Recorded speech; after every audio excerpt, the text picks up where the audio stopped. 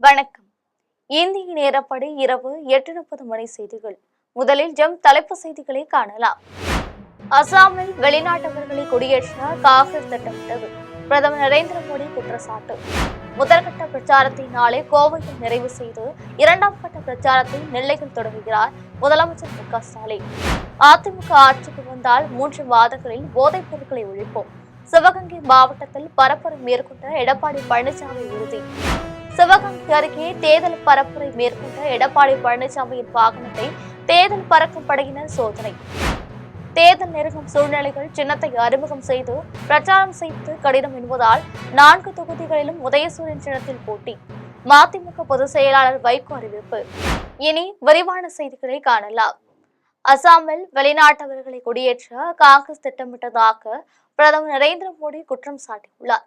சட்டமன்ற தேர்தலை முன்னிட்டு அசாம் மாநிலத்தில் பிரதமர் நரேந்திர மோடி பரப்புரை மேற்கொண்ட பொழுது திப்ருகாரில் உள்ள தேயிலை தோட்டத்திற்கு சென்ற பிரதமர் நரேந்திர மோடி தொழிலாளர்களுடன் இணைந்து தேயிலை பறித்ததுடன் செல்ஃபியும் எடுத்துக் கொண்டார். அதனைத் தொடர்ந்து அசாமில் நடைபெற்ற பொதுக்கூட்டத்தில் கலந்து கொண்ட பிரதமர் நரேந்திர மோடி பேசினார். அப்பொழுது அசாமில் உள்ள பெரும்பான்மை மக்களை சிறுபான்மையினராக மாற்றி ஊடுருவல்காரர்களின் வாக்கு சதவீதத்தை அதிகரிப்பதே காங்கிரசின் திட்டம் என்றும் அசாம் மாநிலத்திற்குள் ஊடுருவியவர்களை பாதுகாக்கும் சட்டத்தை இயற்ற காங்கிரஸ் திட்டமிட்டுள்ளதாகவும் பிரதமர் நரேந்திர மோடி குற்றம் சாட்டினார். முதற்கட்ட பிரச்சாரத்தை முதலமைச்சர் மு.க.ஸ்டாலின் நாளை கோவையில் நிறைவு செய்கிறார். இரண்டாம் கட்ட பிரச்சாரத்தை நெல்லையில் முதலமைச்சர் மு.க.ஸ்டாலின் தொடங்குகிறார். திமுக சார்பில் போட்டியிடும் வேட்பாளர் பட்டியலை சமீபத்தில் முதலமைச்சர் மு.க.ஸ்டாலின் வெளியிட்டார். அதன்படி கொளத்தூர் தொகுதியில் மீண்டும் களமிறங்கும் முதலமைச்சர் மு.க.ஸ்டாலின் அந்த தொகுதியில் தனது வேட்புமனுவை தாக்கல் செய்தார். அதனைத் தொடர்ந்து மறைந்த முன்னாள் முதலமைச்சர் கருணாநிதியின் சொந்த ஊரான திருவாரூரில் நேற்று தேர்தல் பிரச்சார பொதுக்கூட்டத்தில் முதலமைச்சர் மு.க.ஸ்டாலின் கலந்து கொண்டு திமுக மற்றும் கூட்டணி கட்சிகளின் வேட்பாளர்களை ஆதரித்து பேசினார். இந்நிலையில் இன்று காலை 9 மணிக்கு திருச்சி உழவர் சந்தையில் நடந்த பிரம்மாண்ட பொதுக்கூட்டத்தில் முதலமைச்சர் மு.க.ஸ்டாலின் கலந்து கொண்டு பேசினார்.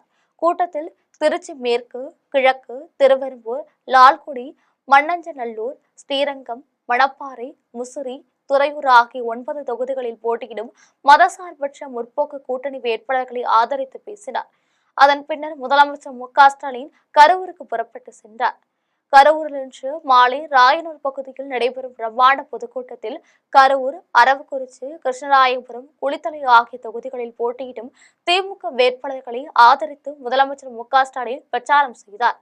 இதனைத் தொடர்ந்து முதற்கட்ட பிரச்சாரத்தை முதலமைச்சர் மு.க.ஸ்டாலின் நாளை கோவையில் நிறைவு செய்கிறார். இந்நிலையில் இரண்டாம் கட்ட பிரச்சாரத்தை முதலமைச்சர் மு.க.ஸ்டாலின் நெல்லையில் தொடங்க உள்ளதாக தகவல் தெரிவிக்கப்பட்டுள்ளது. அதிமுக ஆட்சிக்கு வந்தால் 3 மாதங்களில் போதைப் பொருட்களை ஒழிப்போம் என்று அதிமுக பொதுச் செயலாளர் எடப்பாடி பழனிசாமி உறுதியளித்துள்ளார்.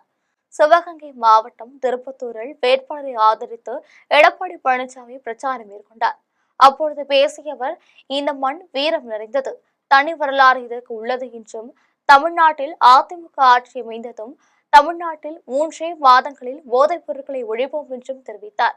போதைப் பொருட்கள் அதிகரித்ததால் தமிழகத்தின் பல பகுதிகளில் சட்ட ஒழுங்கு சீர்கெட்டு போனதாகவும் போதைப் பொருட்களை கட்டுப்படுத்தியிருந்தால் அதனால் ஏற்படும் குற்றங்கள் குறைந்திருக்கும் என்றும் எடப்பாடி பழனிசாமி குறிப்பிட்டார். மேலும் ஜல்லிக்கட்டு வீரர்களுக்கு காப்பீடு வழங்கப்படும் எனவும் ஜல்லிக்கட்டு போட்டியில் உயிரிழக்கும் வீரர்களின் குடும்பத்தினருக்கு நிவாரணம் அளிக்கப்படும் எனவும் தோல்வி பயத்தால் காங்கிரஸ் காரில் விழுந்து திமுகவுடன் கூட்டணி வைத்துள்ளோம் என்றும் திமுக ஆட்சியில் கடந்த 5 ஆண்டுகளில் 18,000 குழந்தைகள் பாலியல் வன்கொடுமை செய்யப்பட்டுள்ளனர் என்றும் குழந்தைகளின் கதறல் அப்பா ஸ்டாலினுக்கு எட்டவில்லையா என எடப்பாடி பழனிசாமி கேள்வி எழுப்பினார். தேர்தல் நெருங்கும் சூழ்நிலைகள் சின்னத்தை அறிமுகம் செய்து பிரச்சாரம் செய்வது கடினமாக இருக்கும் என்பதால் 4 தொகுதிகளிலும் உதயசூரன் சின்னத்தில் போட்டியிடுவதாக மதிமுக பொதுச் செயலாளர் வைகோ அறிவித்துள்ளார். திமுக கூட்டணி கட்சிகள் தங்களது வேட்பாளர்களை அறிவித்துள்ளன. அந்த வகையில் மதிமுக வேட்பாளர்களை அறிவித்திருந்தது. திமுக கூட்டணிகள் மதிமுகவிற்கு மொடக்குறிச்சி, மதுரை தெற்கு, கடையநல்லூர், சீர்காழி ஆகிய 4 தொகுதிகள் ஒதுக்கப்பட்டுள்ளன.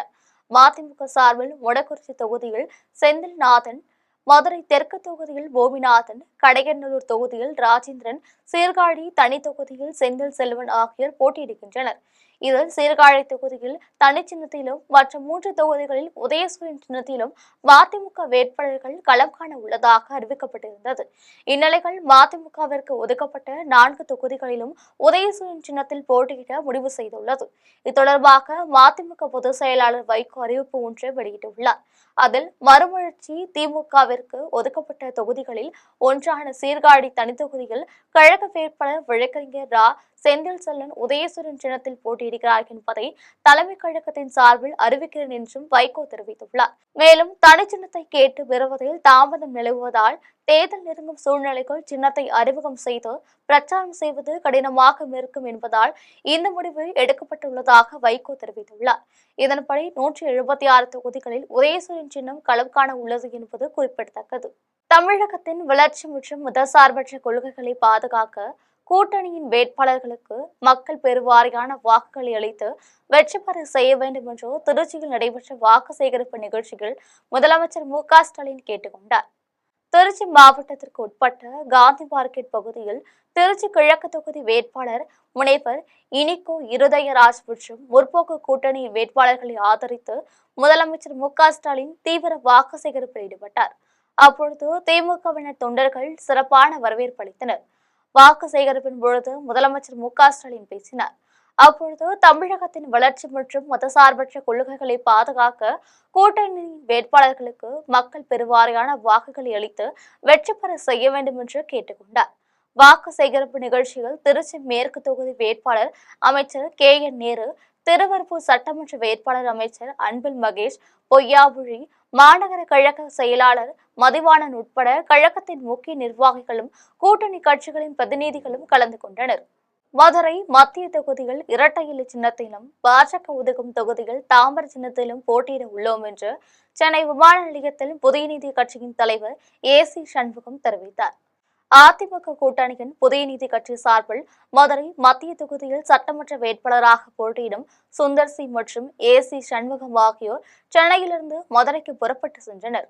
இந்நிலையில் சென்னை விமான நிலையத்தில் புதிய நீதி கட்சியின் தலைவர் ஏ.சி. சண்முகம் பேசினார். அப்பொழுது அதிமுக சின்னமான இரட்டை இலை சின்னத்தில் மதுரை மத்திய தொகுதியில் போட்டியிட வாய்ப்பு கிடைத்துள்ளது என்றும் பிரபல இயக்குநரும் நடிகரும் தயாரிப்பாளருமான சுந்தர் சி எங்கள் கட்சியின் சார்பில் போட்டியிட உள்ளார் என்றும் மதுரைக்கு சென்று தேர்தல் பணியை மேற்கொள்ள முடிவெடுத்துள்ளோம் என்றும் புதிய நீதி கட்சியின் 2வது தொகுதி பங்கீட்டை இன்று மாலை பாஜக வெளியிடும் என்றும் மதுரை மத்தியில் இரட்டை இலை சின்னத்திலும் பாஜக ஒதுக்கும் தொகுதிகள் தாமரை சின்னத்திலும் போட்டியிட உள்ளோம் என்றும் புதிய நீதி கட்சியின் தலைவர் ஏ.சி. சண்முகம் தெரிவித்தார். என்னை எதிர்க்க வெளியூரிலிருந்து ஒருவரை நிற்க வைக்கிறார்களே, இது நியாயமா என்று காட்பாடியில் நடைபெற்ற வேட்பாளர் அறிமுக கூட்டத்தில் திமுக பொதுச் செயலாளரும் காட்பாடி தொகுதி வேட்பாளருமான துரைமுருகன் தெரிவித்தார். வேலூர் மாவட்டம் காட்பாடி பகுதியில் உள்ள தனியார் மண்டபத்தில் சட்டமன்ற தொகுதி திமுக வேட்பாளர் துரைமுருகன் அறிமுக விழா நடைபெற்றது. விழாவில் வேலூர் நாடாளுமன்ற உறுப்பினர் கதிரானந்த், திமுக பிரதிநிதிகள் மற்றும் கூட்டணி கட்சியினர் பங்கேற்றனர். விழாவில் காட்பாடி தொகுதியில் போட்டியிடும் திமுக வேட்பாளர் துரைமுருகன் பேசினார். அப்பொழுது ஒரு சம்பிரதாயத்திற்காக இந்த கூட்டத்தை நடத்துகிறார்கள். மற்றபடி நான் உங்களோடு இருந்து வளர்ந்தவன், உங்களால் உருவாக்கப்பட்டவன், உங்களால் தமிழகத்திற்கு அறிமுகப்படுத்தப்பட்டவன். ஆகையினால் நான் உங்களின் ஒருவனாக இருக்கிறேன் என்றும் உங்களின் ஒருவரான தன்னை தளபதி மு.க.ஸ்டாலின் வேட்பாளராக நிறுத்தியிருக்கிறார் என்றும் துரைமுருகன் தெரிவித்தார். மேலும் காட்பாடி தொகுதியில் இன்னும் செய்ய வேண்டிய வேலைகள் நிறைய இருக்கிறது எனவும் இந்த 5 ஆண்டு காலம் நிறைவாக எல்லாவற்றையும் செய்துவிட்டு நானே என்னை விட்டுவிடுங்கள் என்று விடைபெறுவேன் என்றும் மீண்டும் தேர்தலில் நிற்க மாட்டேன் என்றும் தெரிவித்த அவர், என்னை எதிர்க்க வெளியூரிலிருந்து ஒருவரை நிற்க வைக்கிறார்களே, இது நியாயமா என்று திமுக பொதுச் செயலாளரும் காட்பாடி வேட்பாளருமான துரைமுருகன் தெரிவித்தார். உடுமலை தொகுதிக்குட்பட்ட பகுதிகளில் திமுக வேட்பாளர் ஜெயக்குமார் கட்சி நிர்வாகிகளை சந்தித்து ஆதரவு திரட்டினார். உடுமலை சட்டமன்ற தொகுதியில் திமுக சார்பில் போட்டியிடும் ஜெயக்குமார் என்பவர் பொள்ளாச்சி அடுத்து சூளேஸ்வரன்பட்டி பேரூராட்சிக்குட்பட்ட மோதிராபுரம், வஞ்சிபுரம் பிரிவு பகுதிகள் கட்சி நிர்வாகிகளை சந்திக்க வந்தபொழுது திமுக மற்றும் கூட்டணி கட்சி நிர்வாகிகள் பட்டாசு வெடித்து வரவேற்றனர். அதனைத் தொடர்ந்து சூளேஸ்வரன்பட்டி பேரூராட்சி முன்னாள் தலைவர் சந்திரமோகன் இல்லத்திற்கு சென்று வேட்பாளர் ஜெயக்குமார் சந்திரமோகனுக்கு சால்வை அணிவித்து ஆதரவு திரட்டினார். அப்பொழுது சூளேஸ்வரன்பட்டிகள் 4000க்கும் மேற்பட்ட வாக்குகளை பெற்றுத்தர பாடுபடுவோம் என்று உறுதியளித்தார். நிகழ்ச்சியில் பொள்ளாச்சி பாராளுமன்ற உறுப்பினர் ஈஸ்வர சுவாமி உள்ளிட்ட திமுக நிர்வாகிகள் பலர் கலந்து கொண்டனர். குடியாத்தம் நடைப்பட்டி பகுதிகள் அதிமுக வேட்பாளர் தேர்தல் அலுவலக திறப்பு விழா நடைபெற்றது. வேலூர் மாவட்டம் குடியாத்தம் தொகுதிகள் அதிமுக வேட்பாளர் தேர்தல் அலுவலகம் திறப்பு விழா குடியாத்தம் நடுப்பட்டி பகுதியில் நகர செயலாளர் பழனி தலைமையில் நடைபெற்றது. விழாவில் குடியாத்தம் தொகுதி பொறுப்பாளர் சதீஷ் சங்கர் கலந்து கொண்டு தேர்தல் அலுவலகத்தை ரிப்பன் வெட்டி திறந்தார். அதனைத் தொடர்ந்து முன்னாள் முதலமைச்சர்கள் எம்ஜிஆர், ஜெயலலிதா ஆகியோரின் படங்களுக்கு மாலை அணிவித்து மலர்களை தூவி மரியாதை செலுத்தினார். அதன் பின்னர் அதிமுக வேட்பாளர் பரிதா மற்றும் கட்சி நிர்வாகிகள் கூட்டணி கட்சியினருடன் ஆலோசனை மேற்கொண்டனர். இதில் மாவட்ட துணை செயலாளர் மூர்த்தி, அமுதா, நகராட்சி துணைத் தலைவர் பூங்கொடி, மாவட்ட சிறுபான்மை பிரிவு செயலாளர் அன்வர் பாஷா உள்ளிட்ட அதிமுக மற்றும் கூட்டணி கட்சியினர் பலர் கலந்து கொண்டனர். வேலூரில் தேசிய ஜனநாயக கூட்டணியின் சார்பில் வேலூர் தொகுதியில் போட்டியிடும் அதிமுக வேட்பாளர் அப்பு தொரப்பாடி பகுதியில் வீதி வீதியாக சென்று இரட்டை இலை சின்னத்திற்கு வாக்குகளை சேகரித்தார். வேலூர் மாவட்டம் வேலூர் சட்டமன்ற தொகுதியில் தேசிய ஜனநாயக கூட்டணியின் சார்பில் வேலூர் சட்டமன்ற தொகுதியில் போட்டியிடும் அதிமுக வேட்பாளர் அப்பு என்பவர் தொரப்பாடி பகுதியில் வீதி வீதியாக சென்று பொதுமக்களிடையே தீவிர வாக்கு சேகரிப்பில் ஈடுபட்டார். அவருடன் தேசிய ஜனநாயக கூட்டணியை சேர்ந்த பாமக, பாஜக, புரட்சி பாரதம் உள்ளிட்ட பல்வேறு கூட்டணி கட்சியினர் கலந்து கொண்டு வேலூர் தொகுதிகள் வீடு வீடாக சென்று பொதுமக்களை சந்தித்து அதிமுக வெற்றியடைய இரட்டை இலை சின்னத்திற்கு வாக்கு சேகரித்தனர். ஆண்டிப்பட்டி தொகுதியில் போட்டியிடும் திமுக வேட்பாளர் மகாராஜன் கிராமங்களின் உதயசூரியன் சின்னத்திற்கு வாக்கு சேகரித்த பொழுது பெண்கள் ஆரத்தி எடுத்து வரவேற்றனர். தேனி மாவட்டம் ஆண்டிப்பட்டி தொகுதி திமுக சட்டமன்ற உறுப்பினரான மகாராஜன் 3வது முறையாக வேட்பாளராக அறிவிக்கப்பட்டுள்ளார். இந்நிலையில் ஆண்டிப்பட்டி எடுத்து திம்மரச நாயக்கனூர், பொம்மி நாயக்கன்பட்டி, ராஜகோபாலன்பட்டி உள்ளிட்ட பகுதிகளில் வீடு வீடாக சென்று பொதுமக்களிடம் வேட்பாளர் மகாராஜன் உதயசூரியன் சின்னத்திற்கு வாக்கு சேகரிப்பில் ஈடுபட்டார். டி. சுப்பலாபுரம் பகுதிக்கு வருகை புரிந்த திமுக வேட்பாளர் மகாராஜனுக்கு திமுக சின்னம் பொறித்த தலைப்பாகையை ராஜாவை போல அணிவித்து பெண்கள் ஆரத்தி எடுத்தும் திமுக மற்றும் கூட்டணி கட்சியினர் பட்டாசு வெடித்தும் மலர்தூவியும் சிறப்பான வரவேற்பு அளித்தனர். சிவகங்கை தொகுதியில் நான் வெற்றி பெற தமிழக முதலமைச்சர் மு.க.ஸ்டாலின் திட்டங்களில் இல்லத்தரசி திட்டம் ஒன்றே போதும் என்று சிங்கம் புணரிகள் நடைபெற்ற கூட்டத்தில் திமுக வேட்பாளர் கருணாஸ் தெரிவித்தார். சிவகங்கை மாவட்டம் சிங்கம்புணரியில் திமுக கூட்டணி சார்பில் நடைபெற்ற ஆலோசனைக் கூட்டத்தில் நடிகரும் சிவகங்கை தொகுதி திமுக வேட்பாளருமான கருணாஸ் பங்கேற்றார். அதன் பின்னர் செய்தியாளர்களை சந்தித்து பேசினார். அப்பொழுது சிவகங்கை தொகுதியில் போட்டியிட வாய்ப்பளித்தது திமுக தலைமைதான் என்றும் அவர்கள் எந்த முடிவு எடுத்திருந்தாலும் இந்த தேர்தலை சந்திப்பேன் என்றும் கருணாஸ் தெரிவித்தார். மேலும் எனது மகன் கென் கருணாஸிற்கும் அரசியலுக்கும் சம்மதம் கிடையாது எனவும் எனக்காக அவர் பிரச்சாரம் செய்துதான் நான் வெற்றி பெற வேண்டும் என்ற அவசியம் இல்லை என்றும் தமிழக முதலமைச்சர் மு.க.ஸ்டாலின் திட்டங்களில் இல்லத்தரசி திட்டம் ஒன்றே போதும் நான் வெற்றி பெறுவதற்கு என்று கருணாஸ் தெரிவித்தார். மேலும் எடப்பாடி பழனிசாமி திட்டமிட்டு எனது சமூகத்தை புறக்கணித்தார். ஓ. பன்னீர்செல்வம், சின்னம்மா சசிகலாவை அடையாளமற்றவர்களாக மாற்றும் முயற்சியில் எடப்பாடி பழனிசாமி ஈடுபட்டார் என்றும் ஆதலால் எடப்பாடியின் மக்கள் விரோத போக்கை கண்டித்து அதிமுகவிலிருந்து வெளியேறினோம் என்றும் நான் சித்தரிக்கப்பட்ட ரவுடி எடப்பாடி பழனிசாமி தான் ஒரிஜினல் ரவுடி என்றும் திமுக வேட்பாளர் கருணாஸ் தெரிவித்தார். காட்டுமன்னார் கோவில் பேரூராட்சி சார்பில் 100% வாக்களிப்பது குறித்து விழிப்புணர்வு பேரணி நடைபெற்றது. கடலூர் மாவட்டம் காட்டுமன்னார் கோவில் பேரூராட்சி சார்பில் 2026ஆம் ஆண்டு சட்டமன்ற தேர்தலில் பொதுமக்கள் அச்சமின்றி 100% வாக்களிப்பது குறித்து விழிப்புணர்வு பேரணி வட்டாட்சியர் பிரகாஷ் தலைமையிலும் செயல் அலுவலர் கோ. தங்கவேல் முன்னிலையிலும் பேரூராட்சி அலுவலகத்தில் தொடங்கியது. பேரணிகள் பேரூராட்சி அலுவலகத்தில் பணிபுரியும் அலுவலர்கள், தூய்மை பணியாளர்கள் டி-ஷர்ட் அணிந்து கொண்டு 100% வாக்குரிமை அளிப்பது குறித்து விழிப்புணர்வு வாசகங்கள் அடங்கிய பதாகைகளை கையில் ஏந்தியபடி காட்டுமன்னார் கோவில் நகரத்தின் முக்கிய வீதிகள் வழியாக சென்று பொதுமக்களிடையே விழிப்புணர்வை ஏற்படுத்தினர். இந்நிகழ்ச்சிகள் பேரூராட்சி அலுவலர்கள் பிரசாத், மாரீஸ்வரி, ஜீவா, கலையரசன், கமலேஸ்வரன் உட்பட பலர் கலந்து கொண்டனர். கர்நாடக அணையிலிருந்து வெளியேற்றப்படும் உபரி நீரின் அளவு அதிகரிக்கப்பட்டுள்ளதால் தருமபுரி மாவட்டம் ஒகேனக்கல் காவிரி ஆற்று நீர்வரத்து வினாடிக்கு 4000 கன அடியாக அதிகரித்துள்ளது. தமிழக காவிரி கரையோர பகுதிகளில் மழை பொழியவில்லை என்பதால் காவிரி ஆறு தண்ணீருக்காக கர்நாடக அணைகளை மட்டுமே நம்பியுள்ளது. இந்நிலையில் கர்நாடக அணையிலிருந்து வெளியேற்றப்படும் நீர்வரத்து அவ்வப்பொழுது அதிகரிப்பதும் குறைவதுமாக இருந்து வரும் நிலையில் நேற்று வரை ஒகேனக்கலில் வினாடிக்கு 1500 கன அடியாக நீர்வரத்து நீடித்து வந்தது. திடீரென கர்நாடக அணையிலிருந்து வெளியேற்றப்படும் உபரி நீரின் அதிகரிப்பால் தற்பொழுது ஒகேனக்கல் காவிரி ஆற்றுக்கு வரும் நீர்வரத்து அதிகரித்து வினாடிக்கு 4000 கன அடியாக நீடித்து வருகிறது. இதனால் ஒகேனக்கல் காவிரி ஆற்றில் உள்ள ஐந்தருவி, சினிபால்ஸ், மெயின் அருவி உள்ளிட்ட அருவிகளில் தண்ணீர் ஆர்ப்பரித்து கொட்டுகிறது. சிதம்பரத்தில் அதிமுக தேர்தல் அலுவலகத்தை அதிமுக வேட்பாளர் KE பாண்டியன் திறந்து வைத்தார். கடலூர் மாவட்டம் சிதம்பரம் மேலரத வீதியில் சிதம்பரம் சட்டமன்ற தொகுதிக்கான அதிமுக தேர்தல் அலுவலக திறப்பு விழா நடைபெற்றது. விழாவிற்கு கடலூர் மாவட்ட அவைத்தலைவர் MSN குமார் தலைமை வகித்தார். நகர செயலாளர் செந்தில்குமார் அனைவரையும் வரவேற்றார். தேர்தல் பொறுப்பாளரும் முன்னாள் அமைச்சருமான செல்வி ராமஜெயம், மாவட்ட பொருளாளர் தோப்பு சுந்தர், முன்னாள் மாவட்ட செயலாளர் VK மாரிமுத்து ஆகியோர் முன்னிலை வகித்தனர்.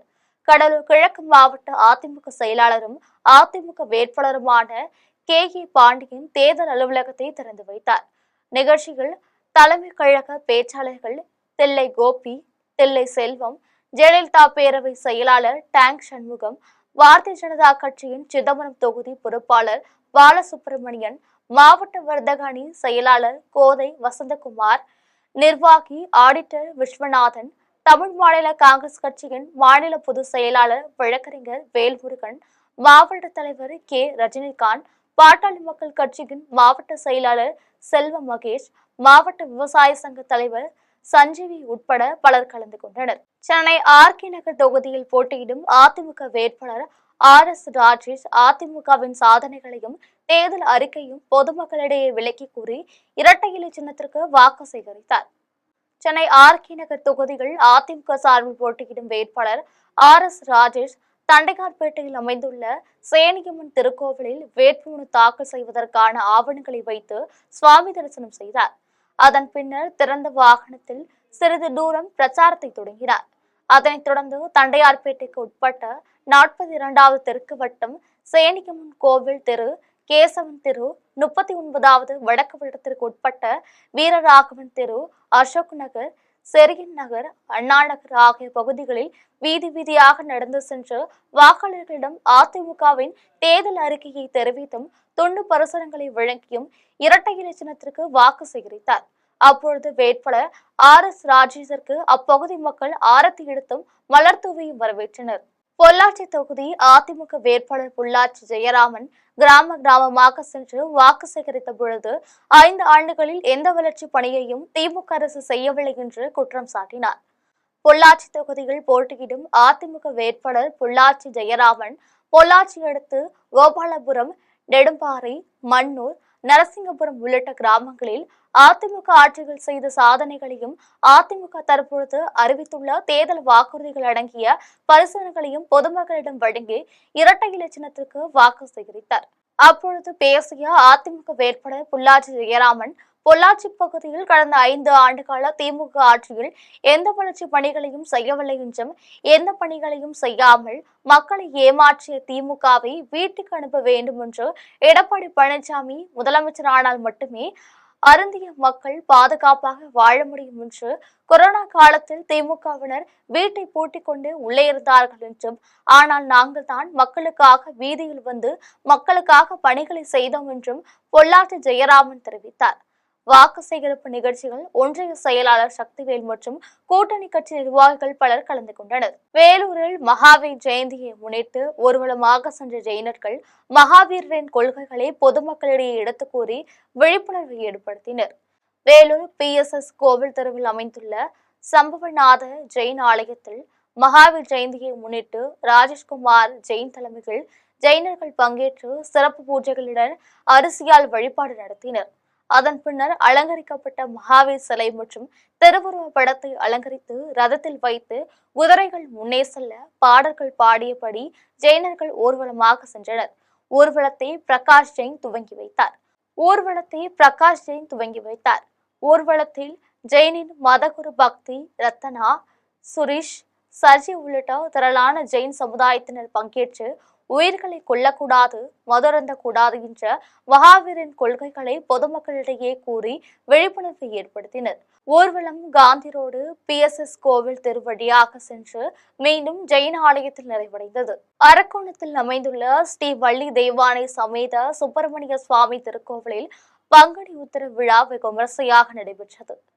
ராணிப்பேட்டை மாவட்டம் அரக்கோணத்தில் அமைந்துள்ள அருள்மிகு ஸ்ரீ வள்ளி தெய்வானை சமேத சுப்பிரமணிய சுவாமி திருக்கோவிலில் பங்குனி உத்திரத்தை முன்னிட்டு திருப்புகழ் திரு அருட்பா சபை சார்பில் சமரச சுத்த சன்மார்க்க சத்திய சங்கத்தின் மாவட்ட தலைவர் தேவராஜ் தலைமையில் பால்குட ஊர்வலம் நடைபெற்றது. திருப்புகழ் திரு அருட்பா சபை மாணவ மாணவிகளின் திருப்புகழ் பாடல்களுடன் சுவால்பட்டை ஸ்ரீ சுந்தர விநாயகர் கோவிலிலிருந்து பால்குட ஊர்வலம் தொடங்கி திருத்தணி சாலை வழியாக ஸ்ரீ மாசிலா மணீஸ்வரர் கோவில் மற்றும் ஸ்ரீ கோதண்ட ராமர் கோவிலை வந்தடைந்தது. ஸ்ரீ சுப்பிரமணிய சுவாமி திருக்கோவில் நிறைவடைந்தது. அதனைத் தொடர்ந்து ஸ்ரீ வள்ளி தெய்வானை சமேத சுப்பிரமணிய சுவாமிக்கு பாலாபிஷேகம் செய்யப்பட்டு வண்ண மலர்களாலும் தமிழிலும் முருகப்பெருமானுக்கு 108 அர்ச்சனை செய்யப்பட்டு சிறப்பு அலங்கார ஆராதனைகள் நடைபெற்றது. விழாவில் ஆலய பொருளாளர் பாரதி ஹரிகரன், முரளி கிருஷ்ணன், ஆலய அர்ச்சகர் செட்டிபாபு, வள்ளி வெங்கடேசன், பழனி, ஹரிபிரசாத் உள்ளிட்ட ஏராளமானோர் கலந்து கொண்டு ஸ்ரீ வள்ளி தெய்வானை சமேத சுப்பிரமணிய சுவாமியை வழிபட்டனர். விழாவில் கோவில் வளாகத்தில் பக்தர்களுக்கு பிரசாதம் மற்றும் அன்னதானம் வழங்கப்பட்டது. வேலூர் கோட்டையில் அமைந்துள்ள ஸ்ரீ ஜலகண்டீஸ்வரர் ஆலயத்தில் பங்குனி உத்திர திருவிழா வெகு விமர்சையாக நடைபெற்றது. வேலூர் மாவட்டம் வேலூர் கோட்டையில் உள்ள ஸ்ரீ ஜலகண்டீஸ்வரர் ஆலயத்தில் பங்குனி உத்திர விழாவை முன்னிட்டு ஸ்ரீ அகிலாண்டேஸ்வரி அம்மன் உடனுரை ஜலகண்டீஸ்வரருக்கு திருக்கல்யாண வைபவம் நடைபெற்றது. முன்னதாக கோவிலின் முன்பு யாக குண்டம் அமைத்து அதில் பட்டு வஸ்திரங்கள், பழங்கள், பூக்கள் உள்ளிட்ட மூலிகை பொருட்களை போட்டு யாகம் வளர்க்கப்பட்டது. அதனைத் தொடர்ந்து வேலூர் பகுதி மக்கள் சீர்வரிசையாக பொருட்களை சுவாமிக்கு கொண்டு வந்தனர். அதனைத் தொடர்ந்து சிவாச்சாரியர்கள் ஸ்ரீ ஜலகண்டீஸ்வரர் அகிலாண்டேஸ்வரி அம்மனுக்கு மாலை மாற்றியும் அகிலாண்டேஸ்வரிக்கு திருமாங்கல்யம் அணிவித்தும் மாலை மாற்றி திருமண வைபவத்தை சிறப்பாக நடத்தினர். அதன் பின்னர் சுவாமிக்கு கற்பூர தீபாராதனை நடைபெற்றது. விழாவில் வேலூர் மற்றும் சுற்றுவட்டார பகுதிகளை சேர்ந்த ஏராளமான பொதுமக்கள் கலந்து கொண்டு அரோகரா கோஷமிட்டு ஸ்ரீ அகிலாண்டேஸ்வரி அம்மன் உடனுரை ஜலகண்டீஸ்வரரை வழிபட்டனர். பழனிகள் பங்குனி உத்திர திருவிழாவின் முக்கிய நிகழ்வான பங்குனி தேரோட்ட விழா வெகு விமர்சையாக நடைபெற்றது. அறுபடை வீடுகளின் 3ஆம் படை வீடான பழனி தண்டாயுதபாணி சுவாமி திருக்கோவிலில் பங்குனி உத்திர திருவிழா கடந்த 26ஆம் தேதி கொடியேற்றத்துடன் துவங்கியது. 10 நாட்கள் தொடர்ந்து நடைபெறும் திருவிழாவின் 6ஆம் நாளான நேற்று முத்துக்குமாரசுவாமி வள்ளி தெய்வானை திருக்கல்யாணமும் வெள்ளி தேரோட்டமும் நடைபெற்றது. விழாவில் தமிழகம் முழுவதும் இருந்து பாத யாத்திரையாக தீர்த்த காவடிகள் எடுத்து வந்த பக்தர்கள் பழனி முருகனுக்கு அபிஷேகம் செய்து வழிபட்டனர். அதனைத் தொடர்ந்து இன்று மாலை 4:30 மணிக்கு மேல் அலங்கரிக்கப்பட்ட திருத்தேரில் முத்துக்குமாரசுவாமி வள்ளி தெய்வானை சமேதராக எழுந்தருளி பக்தர்களுக்கு அருள்பாலித்தார். அதன் பின்னர் பல்லாயிரக்கணக்கான பக்தர்கள் தேரை வடம் பிடித்து இழுத்து நேர்த்திக்கடனை செலுத்தினர். தேரோட்டத்தில் பழனி கோவில் இணை ஆணையர் மாரிமுத்து, உள்ளூர் பிரமுகர்கள் உட்பட ஏராளமானோர் கலந்து கொண்டனர். வருகின்ற 4ஆம் தேதி கொடியிறக்க நிகழ்ச்சியுடன் பங்குனி உத்திர திருவிழா நிறைவடைகிறது. பக்தர்களுக்கு தேவையான அடிப்படை வசதிகளை கோவில் நிர்வாகமும் மாவட்ட நிர்வாகமும் செய்து வருகிறது. மேலும் பக்தர்களின் பாதுகாப்பிற்காக 1000க்கும் மேற்பட்ட காவல்துறையினர் பாதுகாப்பு பணியில் ஈடுபட்டு வருகின்றனர். ராமநாதபுரத்தில் பிரசித்தி பெற்ற ஸ்ரீ வழிவிடும் முருகன் திருக்கோவிலில் நடைபெற்ற பங்குனி உத்திர திருவிழாவில் மத நல்லிணக்கத்தை வலியுறுத்தும் விதமாக இஸ்லாமியர்கள் மற்றும் மீன் வியாபாரிகள் 56வது ஆண்டாக அன்னதானம் வழங்கினர். ராமநாதபுரத்தில் பிரசித்தி பெற்ற ஸ்ரீ வழிவிடும் முருகன் திருக்கோவிலில் 86வது ஆண்டு பங்குனி உத்திர திருவிழா சிறப்பாக நடைபெற்றது. விழாவில் ராமநாதபுரம் நொச்சி ஊரணி அருகே அமைந்துள்ள பிரம்மபுரீஸ்வரர் ஆலயத்திலிருந்து 20,000க்கும் மேற்பட்ட பக்தர்கள் பால்குடம் சுமந்தும் மயில் காவடிகள் எடுத்துக்கொண்டும் அழகு குத்தி கொண்டும் 4 கிலோமீட்டர் தூரத்திற்கு நடைப்பயணமாக ஸ்ரீ வழிவிடும் முருகன் திருக்கோவிலுக்கு சென்று நேர்த்திக்கடன் செலுத்தினர். விழாவில் ராமநாதபுரம் நகர பட்டறைக்கார தெருவில் உள்ள முகைதன் ஆண்டவர் பள்ளிவாசலுக்கு பாத்தியப்பட்ட மீன் மார்க்கெட்டின் மீன் வியாபாரிகள் மற்றும் இஸ்லாமியர்கள் ஒன்றிணைந்து மத நல்லிணக்கத்தை வலியுறுத்தும் விதமாக தொடர்ந்து 56வது வருடமாக சுமார் 25,000 பேருக்கு காலை 10 மணியிலிருந்து மாலை 5 மணி வரை முருக பக்தர்களுக்கு தொடர் அன்னதானம் வழங்கும் நிகழ்ச்சியை நடத்தினர். விழாவிற்கான ஏற்பாடுகளை தலைவர் மாரியப்பன், துணைத் தலைவர் சுப்பிரமணி மற்றும் நிர்வாகிகள் சிறப்பாக செய்திருந்தனர். விழாவில் ராமநாதபுரம் சுற்றுவட்டார பகுதிகளைச் சேர்ந்த ஏராளமான கிராம மக்கள் மற்றும் பக்தர்கள் கலந்து கொண்டு ஸ்ரீ வழிபடும் முருகனை வழிபட்டனர். பங்குனி உத்திரத்தை முன்னிட்டு பிரசித்தி பெற்ற சபரிமலை ஐயப்ப சுவாமிக்கு பம்பை ஆற்றில் ஆராட்டு வைபவம் வெகு விமர்சையாக நடைபெற்றது. கேரள மாநிலத்தில் பிரசித்தி பெற்ற சபரிமலை ஐயப்பன் திருக்கோவிலில் பங்குனி உத்திர திருவிழா கடந்த 23ஆம் தேதி கொடியேற்றத்துடன் துவங்கியது. திருவிழாவை முன்னிட்டு கடந்த 22ஆம் தேதி சபரிமலை நடை திறக்கப்பட்டு சிறப்பு பூஜைகள், உற்சவ பலி, சுவாமி எழுந்தருதல் உள்ளிட்ட நிகழ்ச்சிகள் நடைபெற்றது.